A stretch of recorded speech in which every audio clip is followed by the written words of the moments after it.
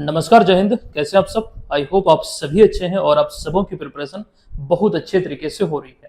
दोस्तों, इस वीडियो में 20 से 22 मई 2025 से संबंधित करंट अफेयर्स के प्रश्नों को हम देखेंगे, जिसमें बिहार, राष्ट्रीय, अंतर्राष्ट्रीय तीनों घटनाओं का संग्रह होगा। और हमेशा की तरह तमाम जानकारी यहाँ पर मैं आपको इस सीरीज में विस्तृत तौर पर देने वाला हूँ। अच्छा, जितने भी अभ्यर्थी पहली बार इस सीरीज से जुड़े हैं, आपको बता दूं, ये करंट अफेयर्स की बिहार में आयोजित होने वाली प्रतियोगी परीक्षाओं पर आधारित क्लास है। आप यहाँ पर पूरी निरंतरता के साथ क्लासेस को फॉलो करके अपनी तैयारी को बेहतर बना सकते हैं। चलिए सेशन की शुरुआत करते हैं। उससे पहले दरअसल पिछले वीडियो में एक प्रश्न मैंने आपसे पूछा था। ये प्रश्न था कि भारत ने हाल ही में एक नए काउंटर ड्रोन सिस्टम प्रणाली जो एक साथ कई ड्रोन का मुकाबला करने में सक्षम है, विकसित किया है। इसका नाम क्या है? अच्छा, इसको लेकर विस्तृत जानकारी, इसकी विशेषताओं आदि को लेकर हमने आपको बताया था। इसका नाम है भार्गवास्त्र। अतः विकल्प नंबर सी यहाँ पर इस प्रश्न का राइट आंसर था।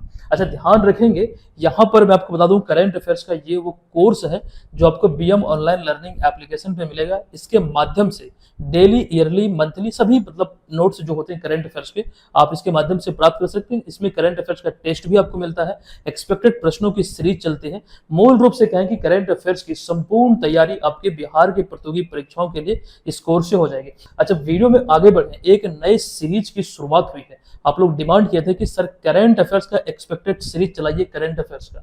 इसकी शुरुआत हो चुकी है, इसका प्लेलिस्ट भी मैंने बना दिया है, आप इसे जरूर देखिएगा। हालांकि इसका टेस्ट और पीडीएफ साथ साथ वीडियो भी आपको एप्लीकेशन पे उपलब्ध कराया गया है। हालांकि यहाँ पर ये जो टेस्ट है आपको दो फॉर्मेट में मिलेगा। एक तो ये वीडियो फॉर्मेट में है, साथ ही साथ इसका ऑनलाइन जो टेस्ट है। एक्चुअली हम यहाँ पर बात कर रहे हैं ये करंट अफेयर्स के इस टेस्ट की, जो अभी हाल ही में लॉन्च हुआ है। तो आप वहां पर भी एप्लीकेशन पे भी टेस्ट दे सकते हैं। अच्छा, टेस्ट सीरीज की बात हुई है, अभी रिसेंटली बीपीएससी एग्जाम को देखते हुए ये टेस्ट सीरीज खास करके लॉन्च हुआ 71वीं को लेकर। थोड़ा सा आपका समय लेंगे, ध्यान से सुनिएगा। कुछ जानकारी खास करके बहुत कंफ्यूजन हो रही है आप लोगों को, यहाँ पर थोड़ा सा आपका समय लेंगे, उसके बाद हम आगे बढ़ेंगे वीडियो में। देखिए, ध्यान दीजिए, यही वो कोर्स है जिसमें लॉन्च हुआ था और बहुत लोगों को शिकायत ये है कि सर टेस्ट का शेड्यूल क्या है। मैंने आपको कई बार पहले भी बोला, हालांकि आप लोग अगर नहीं सुन पाए हैं, नहीं जान पाए हैं, तो पुनः मैं यहाँ पर दोहरा रहा हूँ। देखिए, अभी जो फिलहाल हमारा शेड्यूल है वो प्रत्येक संडे मतलब फुल लेंथ टेस्ट का आयोजन होता है। ठीक है, पहले 8 बजे था, उसे बढ़ाकर 9 बजे किया गया है। तो फिलहाल संडे वाइज ये टेस्ट आयोजित होता है। इसका पीडीएफ आपको अगले दिन सुबह में मिल जाता है एप्लीकेशन पर, वहीं पर टेस्ट वाले सेक्शन में ही पीडीएफ का एक वहां पर सेक्शन है, वहां से आप डाउनलोड कर सकते हैं। 2 पीडीएफ उसका मिलता है। अब यहाँ पर सवाल यह है कि सर अगर संडे संडे आप टेस्ट ले रहे हैं तो 70 टेस्ट आप जो फुल लेंथ है वो कैसे पूरा करेंगे? इसमें तो लंबा वक्त लग जाएगा। देखिए, यहाँ पर मैं आपको बता दूं कि फिलहाल जो संडे संडे चल रही है तो चलती रहेगी, लेकिन जब ऑफिशियल नोटिफिकेशन इसका जारी होगा तो हम अपने शेड्यूल में, जो टेस्ट का शेड्यूल होगा, उसमें बदलाव करेंगे। समय के अकॉर्डिंग ये सारे टेस्ट आपके समाप्त होंगे, प्रॉपर तरीके से आप सभी टेस्ट में भाग ले पाएंगे। अच्छा, सेक्शनल टेस्ट जो 150 प्लस है, ये विषयवार टेस्ट यानी कि सब्जेक्ट वाइज टेस्ट, ये अपडेट किया जा चुका है। आप लोग इसमें पार्टिसिपेट जरूर कीजिए। अच्छा, अभी तक 4 टेस्ट हुआ, इन 4 टेस्टों में से 3 टेस्ट का परिणाम यहाँ पर आपके बीच हमने रखा है। जो टॉप रैंकर की सूची है वो आप यहाँ पर देख सकते हैं। हालांकि एक बात यहाँ पर मैं आपको बता दूं, कई सारे लोगों को मन में मतलब ये प्रश्न आ रहा होगा कि सर रैंक जो है या फिर जो स्कोर जो है इतना अधिक कैसे जा रहा है? तो यहाँ पर स्कोर जाने का रीजन एक यह है, देखिएगा, कई सारे प्लेटफॉर्म पर जो टेस्ट आप देते हैं वहां पर केवल एक बार अटेम्प्ट करने का ऑप्शन होता है या फिर 2 बार। देखिए, ये चीजें हमारे पास भी है, सहूलियत हमारे पास भी है। मैं वहां पर कंडीशन लगा सकता हूँ कि टेस्ट आप कितनी बार दे सकते हैं। हालांकि हमने अनलिमिटेड ये अटेम्प्ट को रखा है, मतलब आप जितनी बार चाहें उसमें पार्टिसिपेट कर सकते हैं, टेस्ट दे सकते हैं। बस यहाँ पर दिक्कत यही है कि इसमें देखिए इतना जो स्कोर गया है, परिणाम ये भी हो सकता है कि इन्होंने 1 से 2 बार या फिर अधिक बार टेस्ट में पार्टिसिपेट किया है। हालांकि आप यहाँ पर ये मत सोचिएगा कि क्वेश्चन का लेवल बहुत ही घटिया है, ऐसा बिल्कुल भी नहीं है। ये सारे टेस्ट जो आपको मिल रहे हैं प्रॉपर किसी का टेस्ट है। अभी देखिए, शुरुआत के कुछ 2-3 टेस्ट आपको हो सकता है हल्का लगेगा, प्रश्न को देखते हैं तो मतलब वो चीज आपको आसान लगने लगती है, क्योंकि अभी फिलहाल वो चीजें अपडेट हो रही है। तो धीरे धीरे कुल मिलाकर 70 टेस्ट है, समझ रहे हैं कितनी मतलब इंपॉर्टेंट जानकारी को आप यहाँ पर एकत्रित करेंगे और सही तरीके से, सही मायने में अगर देखें तो यहाँ से आपका एक प्रकार से मूल्यांकन अच्छी तरीके से हो पाएगा।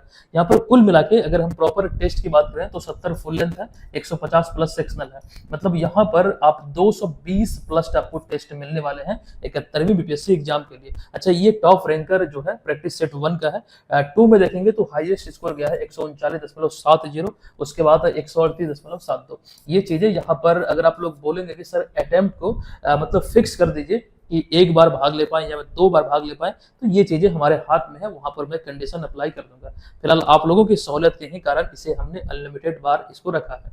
चलिए अब यहाँ पर हम चलते हैं आज के इस वीडियो के पहले प्रश्न पे। देखिए पहला प्रश्न है कि बिहार कैबिनेट द्वारा हाल ही में गया शहर का नाम बदलकर निम्नलिखित में से क्या रखने की मंजूरी दी है। देखिए बिहार कैबिनेट बैठक में अभी हाल ही में कई प्रस्तावों को मंजूरी दी गई। पिछले वीडियो में ये चीजें हमने आपको बतलाया था। अच्छा इसकी भी चर्चा हम वहां पर किए थे, लेकिन फिलहाल एक प्रश्न के रूप में कई बार यहाँ पर, अच्छा ये भी चीजें मैं आपको बता दूं, दोहरा दूं, ध्यान सुनिएगा। कई सारे लोग क्या होते हैं, मतलब कैसे करते हैं कि करंट अफेयर्स का जो ई बुक आपको मिला है या फिर मिलता है, प्रश्न को पढ़ लेते हैं, आंसर को पढ़ लेते हैं, एक्सप्लेनेशन पे ध्यान नहीं देते हैं। दरअसल अभी जो प्रस्ताव पर मोहर लगी है उनमें कई सारी जानकारी हमने पिछले वीडियो में दिया था। कुल मिलाकर 6 पॉइंट जो एग्जाम ओरिएंटेड थे वो हमने आपको बतलाया था, तो उस पर भी ध्यान रखना आपको पड़ेगा, क्योंकि हो सकता है कि वहां से प्रश्न अराइज हो एग्जाम में। जरूरी नहीं कि जो प्रश्न में आपको दिख रहा वही हो, बल्कि एक्सप्लेनेशन से भी आपको दिख सकता है। ये चीजें दिमाग में सेट रखिएगा। फिलहाल गया शहर का नाम बदलकर गया जी कर दिया गया है, अतः विकल्प नंबर यहाँ पर बी इस प्रश्न का राइट आंसर हो जाएगा। अच्छा ये मत सोचेगा कि मैं बहुत यहाँ पर ज्यादा बोलता हूँ और बहुत चीजें मतलब यहाँ पर आपको बताने का प्रयास करता हूँ। जो लोग वास्तविक रूप में हमसे जुड़े हैं और अच्छी तरीके से प्रिपरेशन करना चाहते हैं, तो ये चीजें हमारा फर्ज है और उसी आधार पर ये चीजें हम आपको बता रहे हैं। अगर कुछ चीजें आपको बुरी लग रही है तो वो हमें जरूर बताइएगा और वो चीजों को हम सुधार करने का बिल्कुल प्रयास करेंगे। ठीक है, चलिए हमारा यही प्रयास रहता है कि चीजें हम बेहतर दें और इस दिशा में पिछले 4 वर्षों से हम कार्यरत हैं। अब यहाँ पर एक्सप्लेनेशन पे आता है। दरअसल गया का नाम गया जी करने के प्रस्ताव को मंजूरी दी गई। यहाँ पर समझिएगा, हाल ही में 16 मई 2025 को मुख्यमंत्री नीतीश कुमार की अध्यक्षता में हुई कैबिनेट बैठक में 69 प्रस्तावों को मंजूरी मिली या फिर 69 एजेंडों पर मोहर लगी है। अच्छा इसी में से आपको यहाँ पर ये ध्यान रखना है कि बिहार का जो गया शहर है एक्चुअली में इसका नाम बदलकर गया जी रखने की मंजूरी दी गई है। मोस्ट इंपॉर्टेंट पॉइंट है। अब यहाँ पर गया के बारे में कुछ अतिरिक्त जानकारी आपको मैं देने वाला हूँ। अच्छा रिसेंटली एक करंट अफेयर्स का प्रश्न भी बना है, एक तो ये नाम को लेकर बना ही बना है, एक जीआई टैग बिहार को मिला है, वो चीजें ऑलरेडी हम आपको बतला चुके हैं। यहाँ पर वो पुनः हमने आपके बीच रखा है, उसको देखेंगे। दरअसल यहाँ पर आगे हम बात करें कि धार्मिक और आध्यात्मिक महत्व वाला शहर होने के कारण इसे गया जी नाम से जाना जाएगा और यह विश्व भर में पितरों के मोक्ष दिलाने और पिंडदान के लिए प्रसिद्ध है। जो हिंदू धर्म में पिंडदान की परंपरा है वो स्थल एक मतलब इस दृष्टिकोण से बहुत पवित्र स्थल है और यहीं पर एक्चुअली में पिंडदान किया जाता है और यहाँ की धरती को मोक्ष की धरती भी कहा जाता है। साथ ही यहाँ विष्णुपद मंदिर होने के कारण इस शहर को विष्णु की नगरी भी कहा जाता है। ये कुछ पौराणिक बातें हैं, मतलब ऐसी मान्यताएं हैं, उसके आधार पर यहाँ पर आपके बीच हमने रखा है और ये सभी एग्जाम पर्पज से भी इंपॉर्टेंट है, ये मत सोचेगा इंपॉर्टेंट नहीं है। अब यहाँ पर एक इंपॉर्टेंट जानकारी ये भी है कि महात्मा बुद्ध को गया के ही बोधगया में, एक्चुअली बोधगया एक जगह यहाँ पर, यहीं पर ज्ञान की प्राप्ति हुई थी और उसके बाद वो बुद्ध कहलाए थे। यहाँ पर आप इन्हें देख सकते हैं। अच्छा बौद्ध धर्म, जैन धर्म बीपीएससी का या फिर बिहार की किसी भी एग्जाम का एक फेवरेट टॉपिक है। विशेष तौर पर बीपीएससी का प्रश्न पत्र को आप देखेंगे तो कॉमन रूप से प्रत्येक सेट में एक प्रश्न आपको इन 2 धर्मों से संबंधित जरूर दिखेगा। अच्छा इसलिए यहाँ पर ज्ञान की प्राप्ति जो इन्हें हुई थी, इसलिए बौद्ध धर्म का एक प्रमुख केंद्र के रूप में यहाँ पर मतलब बौद्ध गया को देखा जाता है। अच्छा अभी हाल ही में बिहार के गया जिले के 300 वर्ष पुराने स्टोन आर्ट यानी कि पत्थर कला को जीआई टैग प्रदान किया गया है, मतलब इस क्षेत्र के। तो ये चीजें आप लोग ध्यान रखें। बिहार के जीआई टैग से संबंधित जो उत्पाद है जिन्हें एक्चुअली मिला है, दरअसल इसको लेकर एक वीडियो भी हमने आपको दिया है। वो वीडियो आपको यूट्यूब पर मिलेगा और साथ साथ एप्लीकेशन पे जो फ्री वीडियो वाला सेक्शन है आप वहां पर जाके देख सकते हैं। फिलहाल एक्चुअली यहाँ पर जो हम बात कर रहे हैं, जो 69 प्रस्तावों पर या फिर एजेंडों पर जो मोहर लगी है, इसमें हालांकि कल हमने डिटेल में चर्चा किया था। यहाँ पर स्पेशली हम ये प्रश्न आपको गया जी को लेकर जो नाम ये परिवर्तित किया गया है, जो प्रस्ताव को मंजूरी दी गई है, इस वजह से ये हमने आपके बीच रखा ताकि इसे आप देखें और ये लंबे समय तक आपको याद रहे। अच्छा आगे बढ़ते हैं, यहाँ पर आपको जानकारी दें, दूसरे प्रश्न पे ले जाते हैं। प्रश्न है कि बिहार में जल जीवन हरियाली अभियान की अवधि विस्तार हाल ही में वित्त वर्ष 25-26 से कब तक कर दिया गया है, यानी कि जो इसकी अवधि है जल जीवन हरियाली अभियान की उसे बढ़ाकर कितना किया गया है। राइट आंसर है विकल्प नंबर डी, यानी कि 2029-30 जो वित्तीय वर्ष है ये किया गया है। विकल्प नंबर डी यहाँ पर राइट है। देखिए बिहार में जल जीवन हरियाली अभियान की जो अवधि है इसे वित्तीय वर्ष 25-26 से 29-30 तक विस्तारित किया गया है। अच्छा इसके साथ ही आपको ध्यान रखना है कि 245.11 अरब रुपये भी इसके लिए स्वीकृत किए गए हैं।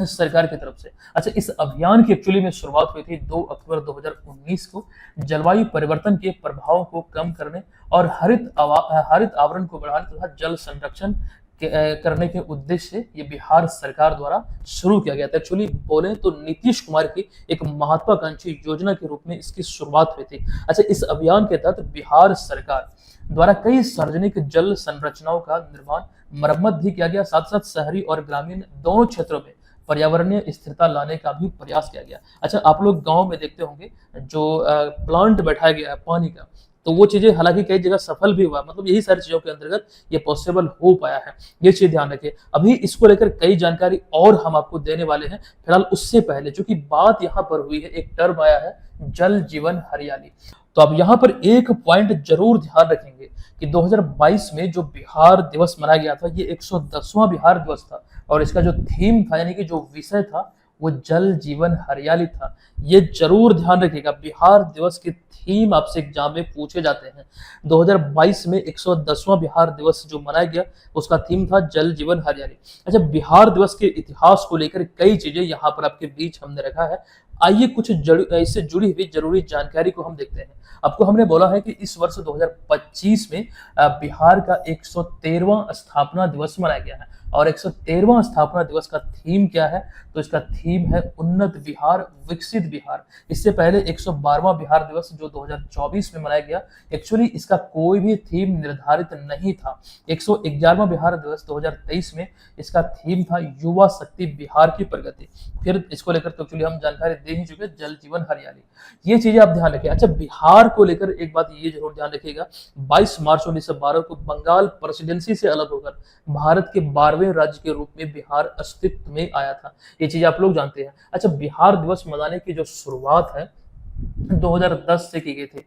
आई थिंक ये 2011 में पहली बार मनाया गया था। कोई पूछ रहे थे आप में से कि सर पहली बार कब मनाया गया था, पहली बार 2011 में मनाया था। इसकी घोषणा 2010 में एक्चुअली में हुई थी। ये यहाँ पर आप लोग ध्यान रखेंगे। आते हैं आगे और आपको बता दूं, दरअसल बात हम कर रहे थे जल जीवन हरियाली की। अच्छा, एक चीज और यहाँ पर ध्यान दीजिएगा, एक यहाँ पर थीम था युवा शक्ति बिहार की प्रगति, ये वाला 2023 वाला जो 111वां बिहार दिवस था। आप यहाँ पर बिहार सरकार की जो 7 निश्चय योजना है, इसका फेज 1 और फेज 2 को देख सकते हैं। इसमें आपको दिखेगा युवा शक्ति बिहार की प्रगति, ये यहीं से लिया गया था। कौन सा वाला, यहाँ पर लिखा हुआ है 111वां बिहार दिवस जो 2023 में मनाया गया था, इसी का थीम था युवा शक्ति बिहार की प्रगति। अच्छा, मोस्ट इंपोर्टेंटली ये ध्यान रखिएगा 2023 में 2023 नहीं बल्कि 2025 में इस वर्ष 113वां बिहार दिवस मनाया गया है जिसका थीम है उन्नत बिहार विकसित बिहार। अब यहाँ पर ये चीज आपको ध्यान रखना ही पूछा जा सकता है कि वर्तमान में 7 निश्चय योजना का कौन सा पार्ट संचालित हो रहा है, यानी कौन सा फेज है, तो फेज 2 है। इसमें ये सारी चीजें निहित है, बहुत इंपॉर्टेंट है, पूछा जा सकता है। फेज 1 2015 से 20 तक चला था और फेज 2 20 से लेकर 25 तक संचालित होने वाली है इस साल के अंत तक। अब आते हैं यहाँ पर। अच्छा, अगले प्रश्न में जाने से पहले चूंकि बिहार की हम लोग एक्चुअली बात कर रहे हैं, तो बिहार में अभी एक बहुत बड़ी खेल प्रतियोगिता आयोजित हुई, खेलो इंडिया यूथ गेम्स बिहार की मेजबानी में आयोजित हुआ और बिहार के संदर्भ में ये पहली बार आयोजित हुआ और इसको लेकर बकायदा एक वीडियो हमने दिया है। तमाम चीजें विस्तृत तौर पर इसमें हमने समझाया है। ये वीडियो आप लोग जरूर देख लीजिएगा, यूट्यूब पर फ्री जो वीडियोज वाला सेक्शन है वहां पर मिलेगा और वहीं पर साइड में इसका पीडीएफ भी डाला गया है, आप वहां से इसका पीडीएफ को प्राप्त कर सकेंगे जो बिल्कुल निःशुल्क है।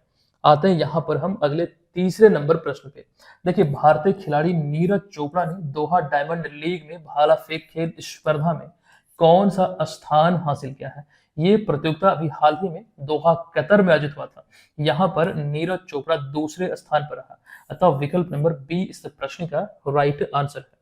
ध्यान दीजिए, इसमें डिटेल में हमने जानकारी आपके बीच रखा है। 16 मई 2025 को दोहा कतर में आयोजित दोहा डायमंड लीग गोल्डन, इसमें मतलब इस प्रतियोगिता में गोल्डन बॉय नीरज चोपड़ा ने जो भाला फेंक प्रतियोगिता है या फिर इस प्रतियोगिता में, यहाँ पर देखिए भाला फेंक लिखना था, ये मिस्टेक हुआ है। ये खेल स्पर्धा में 90.23 मीटर के सर्वश्रेष्ठ थ्रो के साथ, ये इनका सर्वश्रेष्ठ थ्रो है, इसके साथ ये दूसरा स्थान हासिल किया है और इन्हें रजत पदक से संतोष करना पड़ा है। हालांकि ये जो तस्वीर है, ये आपको बता दूं, ये पेरिस ओलंपिक वाला शायद तस्वीर है, ये ध्यान रखिएगा। पेरिस ओलंपिक को लेकर भी हम डिटेल में जानकारी देंगे आपको यहाँ पर।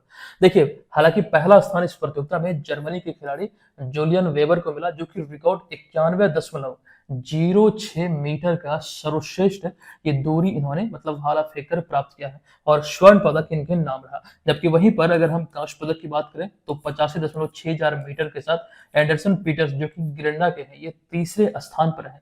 अब यहाँ पर इन सभी में से एक इंपॉर्टेंट पॉइंट ये निकल कर आता है नीरज चोपड़ा के संदर्भ में। ये पहली बार है जब नीरज चोपड़ा ने जेवलिन थ्रो में 90 मीटर का आंकड़ा पार किया है। एग्जैक्ट ये मीटर है 90.23। कभी भी 90.23 बिल्कुल नहीं पढ़ना है, मैथमेटिकली ये गलत होता है। 90.23 पॉइंट के बाद जितने भी अंक होंगे उसे एक एक करके हम पढ़ेंगे, तो ये चीज यहाँ पर ध्यान रखिएगा। अब आगे बढ़ते यहाँ पर मैं आपको जानकारी दे दूं इनके बारे में, इनके रिकॉर्ड के बारे में। टोक्यो ओलंपिक खेल दरअसल जो 2020 वाला संस्करण था 2021 में एक्चुअली में आयोजित हुआ था थोड़ी देरी से, तो 87.8758 इस प्रकार से याद रख सकते हैं। 8758 87.58 एक्चुअली ये मेरी बाइक का भी नंबर है। और इतने मीटर थ्रो के साथ स्वर्ण पदक, मतलब इतना मीटर थ्रो कर स्वर्ण पदक इन्होंने अपने नाम किया था। और 2024 पेरिस ओलंपिक में अगर हम बात करें तो 89.45 मीटर का थ्रो कर रजत पदक यानी कि सिल्वर जीता था। अब यहाँ पर एक चीज समझिएगा कि पेरिस ओलंपिक में गोल्ड जो जीता था यानी कि स्वर्ण पदक जो अपने नाम किया था, ये पाकिस्तान के अरशद नदीम ने अपने नाम किया था। और ये मौका जो था गोल्ड जीतने का पेरिस ओलंपिक में बिहार ने बल्कि भारत का जो सपना था वो चोर चोर किया था किसने, तो अरशद नदीम ने। ये बहुत इंपॉर्टेंट जानकारी है कि जेवलिन थ्रो में अरशद नदीम ने गोल्ड जीता था, नीरज चोपड़ा को पराजित करते थे। एक इंपॉर्टेंट जानकारी यहाँ पर नीरज चोपड़ा के संदर्भ में ये ध्यान रखेंगे, बहुत मतलब इंपॉर्टेंट ये शख्स है, मतलब बहुत प्रसिद्ध है और कई प्रतियोगिता में पार्टिसिपेट जो करते हैं वो पदक को लेकर एग्जाम में प्रश्न बनते हैं।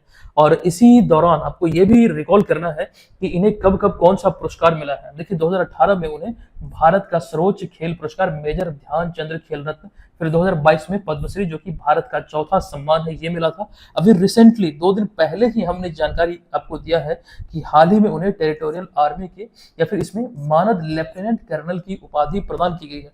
इसमें एक पॉइंट हमने ये भी आपको बोला था कि यही उपाधि से वर्ष 2011 में महेंद्र सिंह धोनी को सम्मानित किया गया था। ये चीजें इंपॉर्टेंट है, ध्यान रखेंगे। अब यहां पर समझिएगा पेरिस ओलंपिक की बात हो रही है। दरअसल इससे पहले टोक्यो ओलंपिक की बात करें तो उसको लेकर शॉर्ट में हम कुछ पॉइंट देख लेंगे जो इंपॉर्टेंट है। फिलहाल जो रिसेंटली आयोजित हुआ है पेरिस ओलंपिक 26 जुलाई से 11 अगस्त 2024 तक, ये फ्रांस की राजधानी पेरिस में आयोजित हुआ है। ये ग्रीष्मकालीन ओलंपिक का 33वां संस्करण था, यहाँ पर लिखा गया है, आई होप आपको दिख रहा होगा। अच्छा, इसका उद्घाटन संस्करण सीन नदी में आयोजित की गई है। आपको बता दो ये पहली बार है जब ये किसी स्टेडियम में नहीं बल्कि किसी नदी में आयोजित हुआ है। और आपको यहाँ पर ये ध्यान रखना है इसको लेकर, सीन नदी की अगर हम बात करें बीपीएससी एग्जाम में यहाँ पर एक प्रश्न पूछा जा चुका है पहले। ये प्रश्न ऐसे पूछा गया था कि निम्न में से कौन या फिर पेरिस जो है किस नदी के किनारे बसा हुआ है। एक्चुअली इसी प्रकार का एक प्रश्न है बीपीएससी एग्जाम में पूछा हुआ, तो सीन नदी के किनारे, तो ये चीज ध्यान रखिएगा। अब आपको बता दो ये इतिहास में पहली बार है जब ग्रीष्मकालीन ओलंपिक खेलों का पारंपरिक उद्घाटन समारोह किसी स्टेडियम में आयोजित नहीं किया गया। अच्छा, ये तीसरी बार है जब पेरिस ग्रीष्मकालीन ओलंपिक की मेजबानी कर रहा है, यानी ये तीसरी बार है जब ग्रीष्मकालीन ओलंपिक की मेजबानी किया है। इससे पहले 1900 में, फिर 1924 में। अच्छा, पेरिस ओलंपिक 2024 का अगर हम शुभंकर की बात करें तो ओलंपिक फ्रेज, यहाँ पर शुभंकर शब्द आप लोग ऐड कर लीजिएगा, आदर्श वाक्य यहाँ पर लिखा गया है। अच्छा, भारत ने पेरिस ओलंपिक के लिए 117 एथलीट भेजे थे। ये कंप्लीट सूची भी आपको हमने पढ़ाया था, आपको बतलाया था, चीजों को आपके समक्ष रखा था। लेकिन विजेताओं की दृष्टिकोण से बात करें तो यहाँ पर भारत कुल 6 पदक जीता है और भारतीय पदक विजेताओं की कंप्लीट सूची आप यहाँ पर देख सकते हैं, किस किस कैटेगरी में किस किस खिलाड़ी ने कौन सा पदक जीता। कुल 6 पदकों में देखें तो आपको इन 6 पदकों में 1 सिल्वर मिलेगा और 5 कांस्य। कुल 6 पदकों के साथ पदक तालिका में भारत 71वें स्थान पर रहा था। शीर्ष स्थान पर अमेरिका रहा 126 पदक के साथ, फिर दूसरे स्थान पर चाइना रहा 91 पदक के साथ, फिर जापान रहा 45 पदक के साथ। ये कंप्लीट जानकारी पदकों को लेकर विशेष तौर पर ध्यान रखेंगे। भारत का पदक तालिका में 6 पदक के साथ 71वां स्थान रहा। मोस्ट इंपोर्टेंट पॉइंट है, एग्जाम में यहाँ से प्रश्न बनने की प्रबल संभावना हमें नजर आ रही है। इस प्रतियोगिता में भारत ने 6 पदक अपने नाम किया है। अब यहाँ पर ध्यान दीजिएगा, भारत अब तक ओलंपिक के इतिहास में कुल 41 पदक अपने नाम किया है, जिसमें 10 स्वर्ण है, 10 रजत है और 11 ब्रॉन्ज यानी कि 11 कांस्य पदक शामिल है। अच्छा, 2020 का अगर टोक्यो ओलंपिक की बात करें, एक्चुअली 2020-21 भी आप बोल सकते हैं, तो इसकी बात करें तो भारत का अब तक का सबसे अच्छा ओलंपिक माना जाता है, जिसमें भारत ने 1 स्वर्ण, 2 रजत और 4 कांस्य समेत कुल मिला के 7 पदक अपने नाम किया था। इसको लेकर भी बाकायदा हमने डिटेल में आपको पढ़ाया था। हालांकि ये वाला उतना इंपॉर्टेंट अब नहीं रहा, पेरिस ओलंपिक वाला जरूर पढ़ लीजिएगा, और विशेष रूप से जो चीजें अभी हमने आपको बताया है, कम से कम इतना तो जरूर याद रखिएगा। ठीक है, इसका पीडीएफ आपको एप्लीकेशन पे मिलेगा हूबहू, जहां पर मतलब ये चीजें जो आप देख रहे हैं, और इसको आपको कंठस्थ करना, याद रखना है। आते हैं अगले चौथे नंबर प्रश्न पे। देखिए, मैं आपको कई बार ये भी बोलता हूं कि पूर्ण रूप से हम पे भरोसा रखिए, कहीं पर बिल्कुल आपको भटकने की आवश्यकता नहीं है। वो चीजें जो आपके एग्जाम पर्पज से इंपॉर्टेंट है, जितना आपको जरूरत है उतना हम डिलीवर करेंगे और पूरी ऊर्जा के साथ करेंगे, ये ध्यान रखिएगा। आते हैं चौथे नंबर प्रश्न पे। प्रश्न है कि भारत की 15वीं व मौजूदा राष्ट्रपति द्रौपदी मुर्मू द्वारा 16 मई 2025 को वर्ष 2023 के लिए 58वां ज्ञानपीठ पुरस्कार से किन्हें सम्मानित किया गया है। देखिए, ये पुरस्कार मिला है, ये संस्करण की बात करें तो 58वां, मतलब क्रम के दृष्टिकोण से 58वां ज्ञानपीठ पुरस्कार है वर्ष 2023 के लिए। एक्चुअली में इसकी घोषणा बहुत पहले हो चुकी है और अभी हाल ही में सम्मानित किए गए हैं। दरअसल इसका जो राइट आंसर ये है राम भद्राचार्य और गुलजार। ये विकल्प नंबर सी यहाँ पर इसका राइट आंसर होगा। अच्छा, 2025 के लिए या फिर 2024 के लिए जो 59वां की घोषणा हुई है, ये नाम है, और हमने आपको रिसेंटली बतलाया है विनोद कुमार शुक्ल, जो कि छत्तीसगढ़ के रहने वाले हैं, इन्हें 59वां ज्ञानपीठ पुरस्कार मिलेगा, ये घोषणा हुई है। लेकिन अभी बात करें 16 मई को ये किन्हें सम्मानित किया गया, तो रामभद्राचार्य और गुलजार को। अब यहाँ पर एक चीज समझिएगा, तस्वीर में आप यहाँ पर इनको रामभद्राचार्य को देख सकते हैं। अब यहाँ पर आपको बता दूं कि राष्ट्रपति द्रौपदी मुर्मू द्वारा हाल ही में 16 मई 2025 को नई दिल्ली के विज्ञान भवन में आयोजित एक समारोह में वर्ष 2023 के लिए 58वां ज्ञानपीठ पुरस्कार का वितरण किया गया। दरअसल यहाँ पर गुलजार साहब जो है ये बीमार है एक्चुअली में इस वक्त, और यहाँ पर समारोह में नहीं जा सके हैं। हालांकि उन्हें शायद पुरस्कार पहुंचा दिया गया होगा, लेकिन जो एक्चुअली घोषणा हुई इन दोनों नाम की। और अगर आपसे ये पूछा जाए कि 58वां ज्ञानपीठ पुरस्कार किन्हें मिला, तो जगत गुरु रामभद्राचार्य और गीतकार गुलजार को। ये चीजें इंपॉर्टेंट है, ध्यान रखिएगा। 2023 के लिए यह पुरस्कार संस्कृत के विद्वान रामभद्राचार्य और भारतीय साहित्य के प्रसिद्ध उर्दू साहित्यकार गुलजार को प्रदान किया गया है। ये दो नाम आपको 58वां ज्ञानपीठ पुरस्कार के संदर्भ में विशेष रूप से ध्यान रखना है। अच्छा, इन दोनों के बारे में कुछ 2-3 पॉइंट अगर हम देखें। सबसे पहले जगत गुरु रामभद्राचार्य की बात करें तो जो तुलसी पीठ के संस्थापक हैं और प्रसिद्ध संस्कृत विद्वान है, उन्हें 2015 में भारत सरकार द्वारा पद्म विभूषण, जो कि भारत का दूसरा सर्वोच्च सम्मान है, इनसे इन्हें सम्मानित किया गया था। अच्छा, गुलजार, जिनका पूरा नाम जो है ये संपूर्ण सिंह कालरा है, वे उर्दू के प्रसिद्ध साहित्यकार, कवि, गीतकार व फिल्म निर्देशक हैं। वर्ष 2004 में उन्हें पद्म भूषण, जो भारत का तीसरा सर्वोच्च सम्मान है, 2013 में दादा साहब फाल्के, जो कि भारत में फिल्म की दुनिया में दिया जाने वाला या फिर सिनेमा की दुनिया में दिया जाने वाला सर्वोच्च सम्मान है, 2013 में इन्हें मिला था। तो ये चीजें यहाँ पर इंपॉर्टेंट है, ध्यान रखिएगा। ज्ञानपीठ पुरस्कार की बात हो रही है, तो ये पुरस्कार की बात करें तो ये भारतीय साहित्य का सर्वोच्च सम्मान है। अच्छा, 59वें को लेकर अभी घोषणा अभी हुई है रिसेंटली, जो कि छत्तीसगढ़ के प्रख्यात हिंदी कवि व लेखक विनोद कुमार शुक्ल को मतलब दिया जाएगा। इनके नाम की अभी रिसेंटली घोषणा हुई है। तो ज्ञानपीठ पुरस्कार को लेकर इतनी बातें यहाँ पर फिलहाल आपको हर हाल में ध्यान रखना है। आई होप कि बहुत इंजॉय कर रहे हैं और बहुत सारी चीजें यहाँ पर आपको सीखने को मिल रहा है। ज्ञानपीठ पुरस्कार को लेकर कुछ और भी जानकारी हम देखने वाले हैं। इसकी शुरुआत हुई थी वर्ष 1961 में, और पहला ज्ञानपीठ पुरस्कार जो है 1965 में मलयाली कवि जी शंकर कुरुक को उनकी कविताओं के संकलन ओडुक्कुझल, ये मतलब नाम है, इसके लिए इन्हें दिया गया था। एक्चुअली यहाँ पर भी विकल्प में ये चीजें हमने आपके बीच रखा था। पहला ज्ञानपीठ पुरस्कार मिला इन्हें। अच्छा, नीलमणि फुकन की बात करें तो इन्हें 56वां ज्ञानपीठ पुरस्कार मिला। ये यहाँ पर आप लोग ध्यान रखिएगा, 56वां ज्ञानपीठ पुरस्कार मिला नीलमणि फुकन को, ठीक है। और रामभद्राचार्य व गुलजार को कौन सा, ये मिला इन्हें 58वां। और वहीं पर अगर हम बात करें इनके बारे में तो 59वां ज्ञानपीठ पुरस्कार इन्हें मतलब कि दिए जाने की घोषणा हुई है। तो ये चीजें यहाँ पर आपके बीच हमने रखा है। ज्ञानपीठ पुरस्कार में क्या मतलब दिया जाता है पुरस्कार स्वरूप।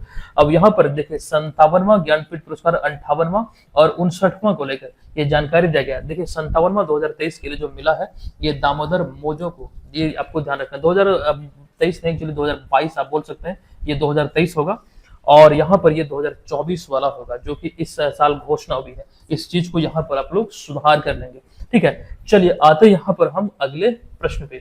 देखिए, हाल ही में 16 मई 2025 को सिक्किम राज्य का 50वां स्थापना दिवस मनाया गया है। बताएं कि 1975 में भारत का या फिर भारत के कौन से राज्य के रूप में ये अस्तित्व में आया था। देखिए ध्यान दीजिएगा, 1975 में भारत के 22वें राज्य के रूप में ये अस्तित्व में आया था। एक्चुअली हम बात कर रहे हैं यहाँ पर सिक्किम की। देखिए अभी हम आगे बढ़ेंगे, इसको लेकर डिटेल में तथ्यों को देखेंगे। देखिए यहाँ पर लिखा, प्रत्येक वर्ष 16 मई को सिक्किम राज्य स्थापना दिवस मनाया जाता है। दरअसल 16 मई 1975 को ही सिक्किम भारत के 22वें राज्य के रूप में अस्तित्व में आया था। तो इसी दिन की स्मृति में ये चुनाव किया गया है और सिक्किम राज्य स्थापना दिवस के रूप में मनाया जाता है। अच्छा, सिक्किम को भारतीय संविधान के 36वें संविधान संशोधन अधिनियम 1975 के तहत शामिल किया गया है राज्यों में। अच्छा, एक चीज ये ध्यान रखिएगा, सिक्किम की राजधानी गैंगटोक है, आप सभी लोग जानते हैं। और सिक्किम के बारे में एक बहुत इंपॉर्टेंट टर्म ये है कि इस राज्य की जो सीमा है वो 3 देश और एक भारतीय राज्य पश्चिम बंगाल से लगती है। पश्चिम बंगाल दक्षिण में पड़ता है, लेकिन एक्चुअली हम बात करें 3 देशों की, तो इसमें चाइना, नेपाल और भूटान, ये 3 देश सीमा साझा करती है सिक्किम के साथ। यहाँ पर वो चीजें हमने लिख भी दिया, हालांकि सिक्किम राज्य की जो सीमा है केवल एक राज्य पश्चिम बंगाल से लगती है। अच्छा, ये तो रही बात यहाँ पर सिक्किम को लेकर। अभी हमने थोड़ी देर पहले बिहार को लेकर बताया था कि 22 मार्च 1912 को बंगाल प्रेसिडेंसी से अलग होकर अपना बिहार भारत के 12वें राज्य के रूप में अस्तित्व में आया था। देखिए छठा प्रश्न आपके बीच है कि याला ग्लेशियर पर लगातार बर्फ पिघलने से इसे आधिकारिक तौर पर अब इसे मृत घोषित करार दिया गया है या फिर कर दिया गया है। यह ग्लेशियर कहाँ अवस्थित है? दिए गए विकल्पों में से ध्यान में अगर आपको होगा, अपने न्यूज वगैरह में देखा होगा, बहुत चीजें अभी खबरों में है। दरअसल ये नेपाल में है और ये काफी ऊंचाई पर है। यहाँ पर वो चीजें हमने लिखा है बाकायदा आसान शब्दों में कि याला ग्लेशियर जो है नेपाल के लांगटांग घाटी में 5100 मीटर की ऊंचाई पर स्थित है, जो हिंदू कुश हिमालय क्षेत्र का हिस्सा है। ये इंपॉर्टेंट है, ध्यान रखेंगे ये किस क्षेत्र का हिस्सा है, तो हिंदू कुश हिमालय क्षेत्र का हिस्सा है और 5100 मीटर ऊंचाई पर है। दरअसल लगातार बर्फ पिघलने से इसे हाल ही में आधिकारिक तौर पर मृत घोषित कर दिया गया है। दरअसल 1970 से लेकर अभी तक ये 66% सिकुड़ चुका है। जो ये संरचना है ग्लेशियर की, दरअसल ग्लेशियर क्या होता है, बर्फ होता है, लंबे समय से जमा रहता है, लेकिन जब बर्फ पिघलती है और बड़े पैमाने पर पिघलती है तो वो खत्म हो जाता है। ग्लेशियर का जो रूप होता है, जो स्वरूप उन्हें मिला होता है, वो एकदम से खत्म हो जाता है, पानी के रूप में बनके वो बह जाता है। तो यही कहा गया कि 66% जो आकार है ग्लेशियर का वो सिकुड़ चुका है और परिणाम ये रहा कि सूख चुका है पूरी तरह से। वहां से पानी जो है वो मतलब बर्फ जो है पानी का रूप ले चुकी है। और आपको ये ध्यान रखना, इसी वजह से इसे मतलब कि मृत करार घोषित किया गया है। और इसको लेकर दरअसल यहाँ पर कुछ पॉइंट भी बकायदा आपके बीच हमने रखा है जो कि एग्जाम पर्पज से इंपॉर्टेंट है। जैसे कि याला ग्लेशियर एशिया का पहला मृत ग्लेशियर घोषित होने वाला ग्लेशियर है। ये एशिया का पहला मृत ग्लेशियर है जो मतलब या फिर एशिया का पहला ग्लेशियर है जो मृत घोषित किया गया। एक्चुअली ये यहाँ पर लिखा गया है। अच्छा, अगला पॉइंट है कि जलवायु परिवर्तन के कारण लगातार बर्फ पिघलने से आने वाली पीढ़ियों को जल संकट का सामना करना पड़ सकता है। और रिपोर्ट के अनुसार वर्ष 2040 तक याला ग्लेशियर के पूर्ण रूप से गायब होने का अनुमान है। देखिए जिस प्रकार से जो खास करके आपको यहाँ पर जलवायु परिवर्तन की बात हमने बतलाया, जलवायु परिवर्तन जो है ग्लेशियर को मतलब खास करके बहुत नुकसान पहुंचा रहा है। जो टेम्परेचर बढ़ रहा है और ये बर्फ जो है वो खास करके पिघल रही है, तो यही परिणाम है। मतलब इसमें लिखा गया है, रिपोर्ट है, ये कहती है कि 2040 तक ये ग्लेशियर पूर्ण रूप से समाप्त हो जाएगा, इसका समूल नाश हो जाएगा। ये यहाँ पर आप लोग ध्यान रखेंगे। अच्छा, अब यहाँ पर आपको एक पॉइंट और बता दूं, ग्लेशियरलिस्ट और स्थानीय लोग साथ शिक्षकों द्वारा इस ग्लेशियर को मृत घोषित पर शोक व्यक्त किया गया। मतलब जब मृत घोषित किया गया तो इस पर शोक व्यक्त किया गया तथा ग्लेशियर अंतिम संस्कार, ग्लेशियर आपने इंसानों का अंतिम संस्कार सुना होगा, यहाँ पर ग्लेशियर अंतिम संस्कार समारोह भी बाकायदा आयोजित किया गया है। और आपको ध्यान रखना है कि स्मारक पट्टिका से इसे सम्मानित भी किया गया है। तो ये बहुत बड़ी बात है। मतलब जिस प्रकार से यहाँ पर ग्लेशियर समाप्त हुआ है, इसी को लेकर खास करके शोक व्यक्त करते हुए ये आयोजित हुआ है। तो फिलहाल इतनी जानकारी यहाँ पर आपके बीच जो इंपॉर्टेंट है वो हमने रखा है। आई होप कि ये चीजें यहाँ पर क्लियर है। देखिए विश्व स्वास्थ्य संगठन यानी कि WHO ने हाल ही में 15 मई 2025 को किस देश में आधिकारिक तौर पर पोलियो प्रकोप की घोषणा की है। ये घोषणा अभी हाल ही में पापुआ न्यू गिनी में WHO द्वारा किया गया है। अतः विकल्प नंबर ए इस प्रश्न का राइट आंसर होगा। कंप्लीट इंफॉर्मेशन यहाँ पर दी गई। 15 मई 2025 को पापुआ न्यू गिनी में आधिकारिक तौर पर पोलियो प्रकोप की घोषणा की है। किसने? तो विश्व स्वास्थ्य संगठन ने। दरअसल हाल ही में पापुआ न्यू गिनी में 2 बच्चों में पोलियो वायरस का संक्रमण मिला था, जिसके बाद यहाँ पर ये घोषणा हुई है। हालांकि WHO ने कई सारे देशों को, भारत सहित कई देशों को पोलियो मुक्त घोषित कर दिया है, लेकिन यहाँ पर आपको ये ध्यान रखना, एक नया मामला यहाँ पर मिला है। अच्छा, कुछ दिन पहले हमने अफगानिस्तान को लेकर बताया था, गाजा जगह जो है उसको लेकर बताया था कि वहां पर भी पोलियो का मामला सामने आया। इसी सीरीज में हमने आपको जानकारी दिया था। अच्छा, यहाँ पर ध्यान दीजिए, हालांकि यहाँ पर दरअसल हम बात करें पापुआ न्यू गिनी की, तो 2018 में आखिरी बार जो इस वायरस का यहाँ पर प्रकोप देखने को मिला था। अच्छा, दुनिया भर में प्रत्येक वर्ष 24 अक्टूबर को विश्व पोलियो दिवस मनाया जाता है। 2025 में खास करके इसके थीम की, 2025 नहीं बल्कि 2024 एक्चुअली पिछले साल अक्टूबर में जो मनाया गया, इसका थीम क्या है? तो हर बच्चे तक पहुंचने के लिए एक ग्लोबल मिशन, और global mission to reach every child, ये 2024 का ये थीम है। आपको ध्यान रखना विश्व पोलियो दिवस का। अच्छा, भारत के संदर्भ में देखें तो भारत में पोलियो का अंतिम मरीज 13 जनवरी 2011 को पश्चिम बंगाल में एक जगह हावड़ा, यहीं पर मिला था। और ये बहुत इंपॉर्टेंट प्रश्न है, ध्यान रखिएगा। पश्चिम बंगाल के हावड़ा में अंतिम मरीज मिला है पोलियो का, भारत के दृष्टिकोण से देखें तो। अच्छा, WHO ने भारत को 2014 में, इसके पश्चात 2014 में पोलियो मुक्त घोषित किया गया था। हालांकि पोलियो को लेकर अभी भी अभियान भारत सरकार चला रही है, ये चीज ध्यान आप लोग रखेंगे। चलिए आते हैं अगले प्रश्न पे। देखिए, रोमानिया में हालिया आयोजित हुए सुपर वेट शतरंज क्लासिक टूर्नामेंट 2025 का खिताब निम्नलिखित में से किसने अपने नाम किया है? सुपर वेट शतरंज क्लासिक टूर्नामेंट 2025 का खिताब अभी हाल ही में आर प्रज्ञानंद ने अपने नाम किया है। विकल्प नंबर डी इस प्रश्न का राइट आंसर होगा। ये आप यहाँ पर तस्वीर में देख रहे हैं। देखिए, भारत के 19 वर्षीय ग्रैंड मास्टर आर प्रज्ञानंद ने हाल ही में सुपर वेट शतरंज क्लासिक टूर्नामेंट 2025 का खिताब अपने नाम किया है। यह प्रतियोगिता की बात करें तो इसका आयोजन अभी हाल ही में बुखारेस्ट रोमानिया में आयोजित हुआ था। इसके साथ ही विश्वनाथन आनंद के बाद आर प्रज्ञानंद सुपर टूर्नामेंट जीतने वाले दूसरे भारतीय खिलाड़ी बन गए। और आर प्रज्ञानंद की बात करें तो ये तमिलनाडु के रहने वाले हैं, ये यहाँ पर आप लोग ध्यान रखेंगे। अच्छा, चूंकि बात यहाँ पर हुई विश्वनाथन आनंद की, एक्चुअली विश्वनाथन आनंद को आप तस्वीर वहां पर देख रहे हैं, इनके बारे में आपको मैं बता दूं कि विश्वनाथन आनंद भी तमिलनाडु के रहने वाले हैं। वर्ष 1988 में ये भारत के पहले ग्रैंड मास्टर बने थे। इंपॉर्टेंट पॉइंट है, ध्यान आपको रखना है। भारत सरकार द्वारा उन्हें 1985 में अर्जुन पुरस्कार, 1987 में पद्मश्री, और उसके बाद 1991-92 में राजीव गांधी खेल रत्न पुरस्कार, फिर 2000 में पद्म भूषण, फिर 2007 में पद्म विभूषण पुरस्कार से इन्हें सम्मानित किया गया था। अच्छा, तमिलनाडु को लेकर एक जानकारी हमने ग्रैंड मास्टर को लेकर बताया था कि ग्रैंड मास्टर खिताब सबसे अधिक जो अपने नाम किया है वो तमिलनाडु ने ही अपने नाम किया है। अच्छा, ग्रैंड मास्टर की बात हो रही है, पिछले क्लास में हमने इसको लेकर एक जानकारी ये आपको दिया था, कभी हाल ही में 86वें ग्रैंड मास्टर कौन बने हैं। कंप्लीट इंफॉर्मेशन यहाँ पर आपके बीच हमने रखा है। अच्छा, ये चीजें यहाँ पर विश्वनाथन आनंद के बारे में आपको दिख रहा है, लेकिन यहाँ पर एक्चुअली अगर हम बात करें ग्रैंड मास्टर की सूची के बारे में तो 74वें से लेकर 86वें नंबर तक आपके बीच हमने रखा है।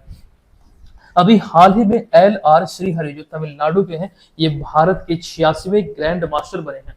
ये कंप्लीट सूची आप ध्यान रखेंगे, इनमें कोई भी आपसे पूछा जा सकता है और क्रम भी पूछा जा सकता है कौन सा इन्हें मिला है। ये कंप्लीट सूची आप लोगों को दिमाग में रखना है। 9वां नंबर प्रश्न है, अमेरिकी राष्ट्रपति डोनाल्ड ट्रंप द्वारा रेमिटेंस अर्थात विदेश भेजे जाने वाले धन पर कितना प्रतिशत टैक्स लगाने का फैसला लिया गया है? ये फैसला है 5% का।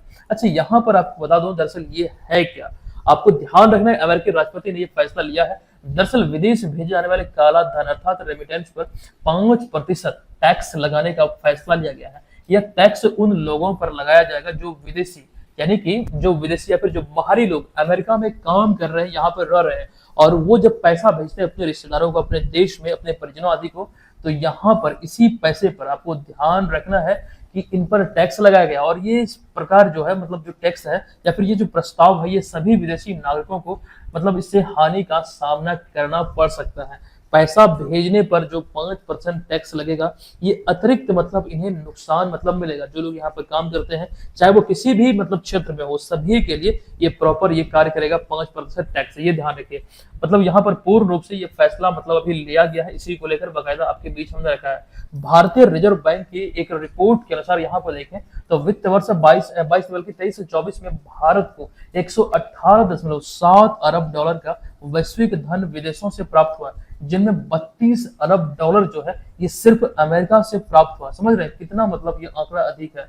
मतलब अगर देखें तो अमेरिका इसमें आगे है। और आपको ध्यान ये भी रखना कि अमेरिका द्वारा इस रेमिटेंस टैक्स के प्रस्ताव से भारत को भी अत्यधिक नुकसान होगा। साथ ही अमेरिका में रहने वाले भारतीय प्रवासियों पर सालाना 1.6 अरब डॉलर का अतिरिक्त टैक्स देना पड़ सकता है। मतलब अब तक के डेटा के अनुसार अगर आकलन करें तो इतना निकलकर सामने आती है। इसी आधार पर लिखा गया, हालांकि इसको याद मत रखिएगा, एक जानकारी पर्पज से आपके बीच रखा गया है। इंपॉर्टेंट यहाँ पर यह है कि कितना प्रतिशत टैक्स लगाया गया है और क्यों लगाया गया है, मतलब क्या रीजन है, ये चीजें यहाँ पर आप समझिएगा। देखिए रीजन कुछ भी हो सकता है, लेकिन इंपॉर्टेंट ये है मतलब कितना लगाया गया है। अभी डोनाल्ड ट्रंप जब से राष्ट्रपति बने हैं, बहुत सारी घोषणाएं मतलब करते जा रहे हैं, और ये चीजें एग्जाम का मतलब स्वरूप से देखें तो बहुत इंपॉर्टेंट हो जाते हैं। कुछ भी पॉइंट जैसे इसी की बात करें, अच्छा इससे पहले भी कई सारे प्रश्न इसको लेकर मतलब डोनाल्ड ट्रंप को लेकर हमने आपको बताया है। डोनाल्ड ट्रंप इससे पहले अमेरिका के 45वें राष्ट्रपति थे, उसके बाद जो बाइडेन बने हैं और पुनः से 47वें राष्ट्रपति के रूप में ये कार्यरत है अमेरिका में। अच्छा इनके बारे में जब ये 45वें राष्ट्रपति थे, बीपीएससी एग्जाम में ये प्रश्न पूछा गया था, क्रम इनके बारे में पूछा गया था। अब आता है 10वें नंबर प्रश्न में, निम्नलिखित में से कहां हाल ही में भारत 6G 2025 के तीसरे अंतर्राष्ट्रीय सम्मेलन और प्रदर्शनी का आयोजन किया गया।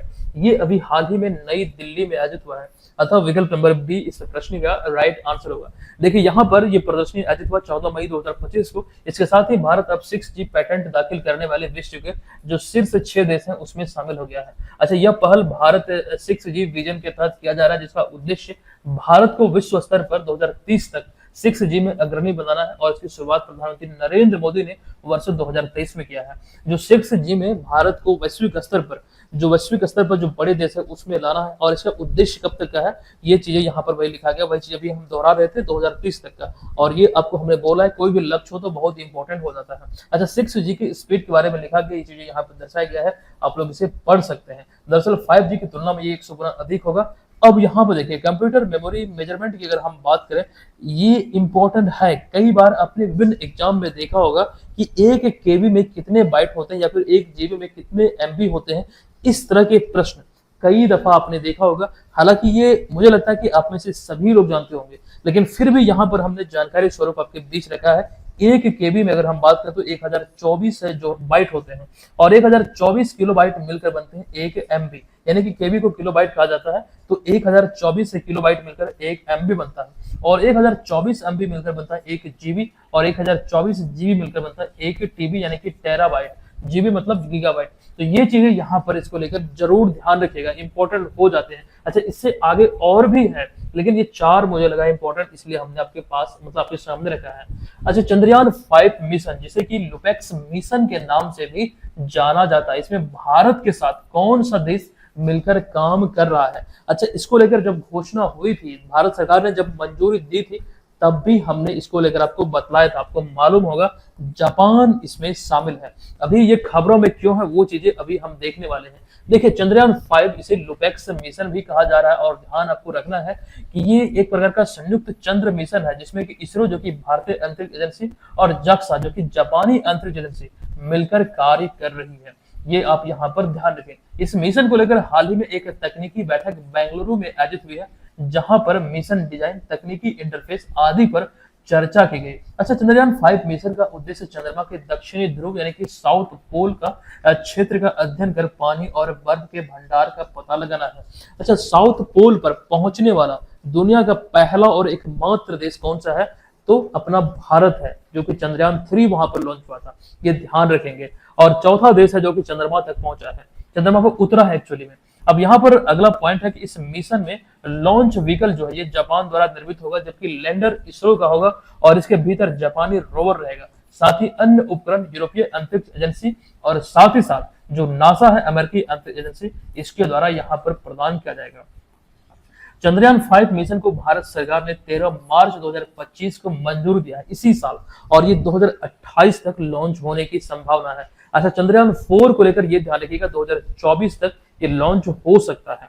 तो चंद्रयान को लेकर इतनी जानकारी है। अच्छा, यहाँ पर अगर भारत के अतिरिक्त विभिन्न देशों की अंतरिक्ष एजेंसी की बात करें, जैसे कि अमेरिकी अंतरिक्ष एजेंसी नासा, यहाँ पर स्थापना लिखा गया है, रूसी अंतरिक्ष एजेंसी रॉसकॉस्मोस, जापानी अंतरिक्ष एजेंसी जाक्सा, भारतीय अंतरिक्ष एजेंसी इसरो। अच्छा, इसके अतिरिक्त पाकिस्तान की अंतरिक्ष एजेंसी का नाम है सोपार्को, और चाइना की अंतरिक्ष एजेंसी का नाम है क्या, CNSA। ये चीजें यहाँ पर ध्यान आप लोग रखेंगे।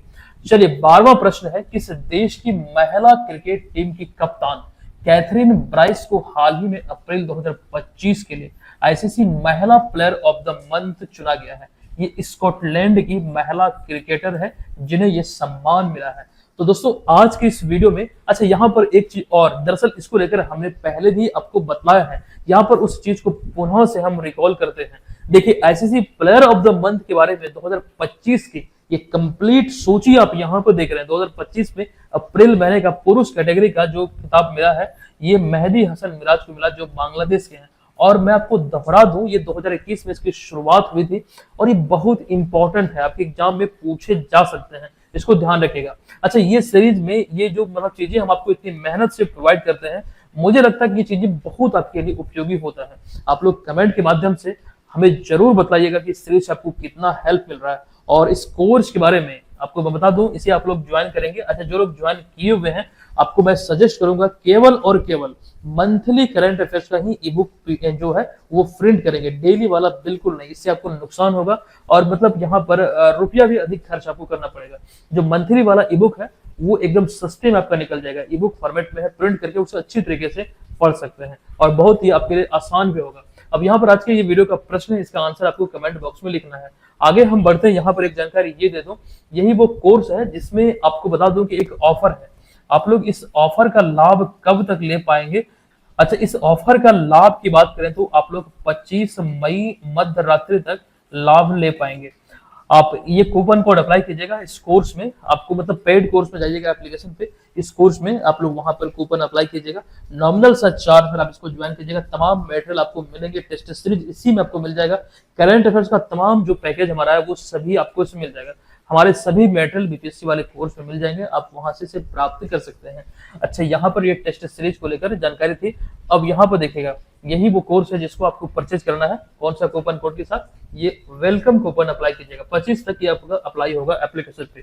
अच्छा, कोई जानकारी चाहिए, कुछ कंफ्यूजन रह गया हो किसी चीज को लेकर, तो हमें जरूर बताइएगा। हमने अपनी तरफ से पूरी की पूरी कंटेंट जो है वो डिलीवर किया है। आई होप कि आपको यहाँ बहुत मजा आया होगा। हम मिलते हैं आपसे नेक्स्ट वीडियो में, तब तक के लिए धन्यवाद। जय हिंद।